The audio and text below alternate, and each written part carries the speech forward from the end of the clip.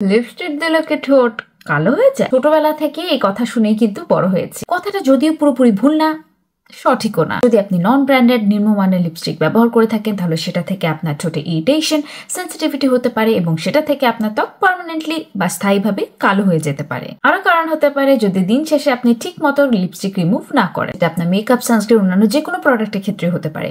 যদি দিন শেষে আপনি সেটা ঠিক মতো রিমুভ না করে ঘুমাতে যান তাহলে সেটা থেকেও কিন্তু সেন্সিটিভিটি বা ইরিটেশন হতে পারে। কিন্তু যদি আপনি ভালো মানের লিপস্টিক ব্যবহার করেন এবং সেটা ঠিক মতো দিনের শেষে রিমুভ করেন তাহলে সেটা থেকে আপনার ঠোঁট কালো হওয়ার কোনো সম্ভাবনা নেই। আমার প্রায় প্রতিদিন লিপস্টিক ব্যবহার করা হয়। সেটা সত্ত্বেও আমার মনে হয় আমার লিপের যে পিগমেন্টেশন আগে ছিল সেটা থেকে বরং এখন আরো অনেক কমে গেছে। নিয়মিত সঠিক উপায়ে সান প্রোটেকশন ব্যবহার করার মাধ্যমে। এশিয়ান হিসেবে জাতিগতভাবে বা জেনেটিক্যালি আমাদের কিছুটা পিগমেন্টেশন কিন্তু খুবই স্বাভাবিক। এটাকে তো বরং আমার কাছে ন্যাচারাল লিপ লাইনার মনে হয়। কিন্তু তাছাড়া যদি আপনি খেয়াল করেন যে আপনার লিপের পিগমেন্টেশন আগে থেকে খুব উল্লেখযোগ্য হারে বেড়ে গেছে তাহলে চেক করুন যে আপনি মানসম্মত প্রোডাক্ট ব্যবহার করছেন কিনা, আপনার লিপস্টিক এক্সপায়ারি ডেট এখন আছে কিনা এবং আপনি ঠোঁটে সান প্রোটেকশন ব্যবহার করছেন কিনা। আশা করি কনফিউশন ক্লিয়ার করতে পেরেছি।